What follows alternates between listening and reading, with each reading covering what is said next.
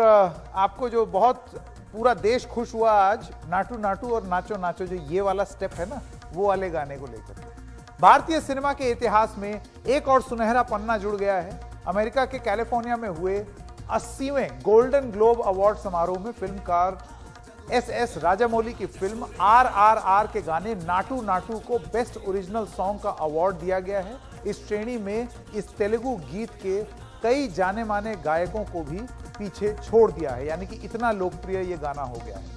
अब से कुछ देर में हम आपको ये गाना भी सुनाएंगे, थोड़ा सा डांस वांस आप कर लीजिएगा। लेकिन इसका जो हिंदी संस्करण है, इसका जो हिंदी ट्रांसलेशन है, जो गाना बहुत लोकप्रिय हुआ, वो गाना था नाचो नाचो, और उसके गायक अब हमारे साथ जुड़ रहे हैं। मैं स्वागत करना चाहता हूं विशाल मिश्रा जी का। गायक हैं, संगीतकार हैं। मिश्रा जी, सबसे पहला सवाल, बहुत बधाई, दकियानूसी सही, लेकिन ये सवाल पूछना मेरा बनता है आपसे, और ये पत्रकारिता में बताया जाता है, मजाक बन गया है ये सवाल, लेकिन चलिए पूछ ही दें, कैसा महसूस कर रहे हैं?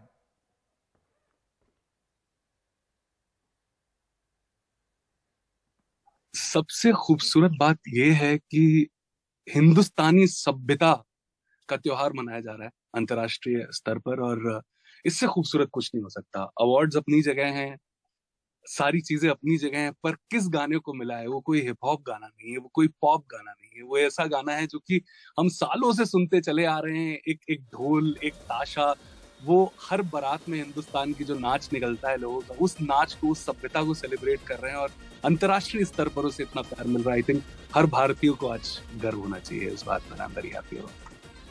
अच्छा विशाल जी, ये बताइए, आप रहने वाले उन्नाव के, यूपी के लड़के, गाना ये वो तेलुगु का, ये आपकी झोली में गिरा कैसे?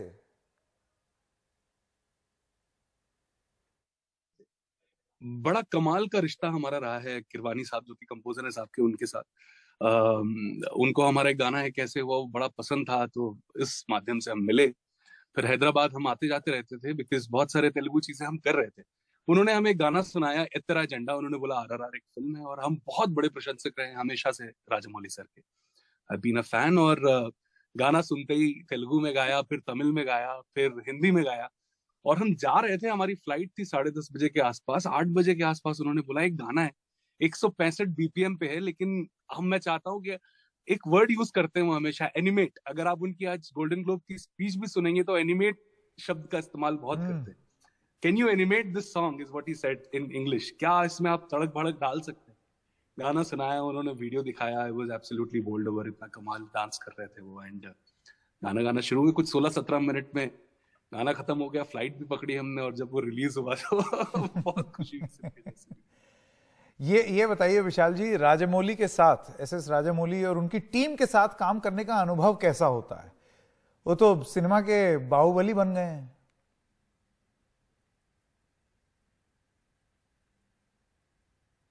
मुझे ऐसा लगता है कि 2-3 चीजें हैं जो बहुत ज्यादा खूबसूरत है उनके बारे में। जो कोई भी शख्स जब बड़ा होता है तो उसमें कोई ना कोई ऐसी खूबी या खामी होती है जो उसे बड़ा बनाती है। राजामौली साहब की जो सबसे बड़ी खूबी है वो है उनकी क्लैरिटी। उनको पता है कि उन्हें करना क्या है, और अपनी सभ्यता से वो इतना जुड़े हुए। मैं एक उत्तर प्रदेश के नागरिक होते हुए भी मैं उनसे इंस्पायर होता हूँ, क्योंकि हमारे कल्चर्स बहुत मैच करते हैं।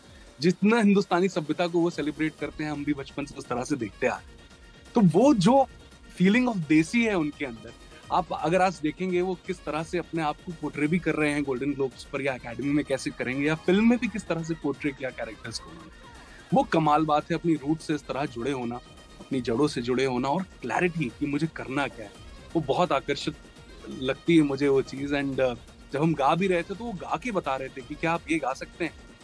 तो एक डायरेक्टर कभी, बहुत हमारे प्रोफेशन में ऐसा बहुत कम होता है कि डायरेक्टर आपको गा के बताए, ऑब्वियसली उसके पास एक विजन होता है, पर इस तरह की क्लैरिटी आई थिंक तभी वो राजामौली है। और हम सबको बहुत खुशनसीब समझना चाहिए कि हिंदुस्तान से एक राजामौली निकले, जो बहुत पता नहीं और कितनी भी फिल्म्स बनाएंगे तो कितने सारे अवार्ड्स और आएंगे।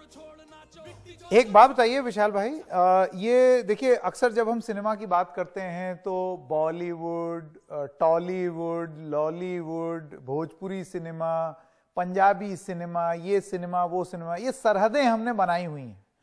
आपको लगता है कि आज जब इस तरीके का अवार्ड मिलता है तो ये सारी सरहदें मिटती हैं और एक ही इंडस्ट्री है भारत की, वो है इंडियन फिल्म इंडस्ट्री, ना कि हिंदी फिल्म इंडस्ट्री या फलाना इंडस्ट्री ढमकाना इंडस्ट्री।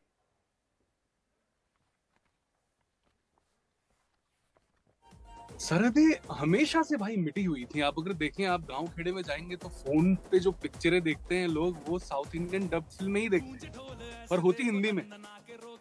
बात है कि आप क्या सेलिब्रेट कर रहे हैं। मुझे ऐसा लगता है जब आप हिंदुस्तानी सभ्यता को, वो कहीं की भी सभ्यता को सेलिब्रेट करते हैं, तो ये जो बैरियर्स हैं ये एंटरटेनमेंट के लिए बहुत खूबसूरत है। पर मुद्दा है कि आप अगर रूटेड चीजें दिखा रहे हैं लोगों को, जिसमें लोगों को अपने आप को महसूस जिसमें लोग कर सकते हैं, वो चलता है। तो कोई बॉलीवुड या कोई टॉलीवुड या कोई लॉलीवुड तो समझ में नहीं आता। आज जब आरआरआर की बात कर रहे हैं तो बोलते हैं it's an Indian film, and I think that should be the modus operandi of everybody. सबको यही सोचना चाहिए कि यार हिंदुस्तानी फिल्म बनानी है। ये सरहदें तो एंटरटेनमेंट के लिए बहुत अच्छी है, पर ये एक्चुअली एग्जिस्ट करती है।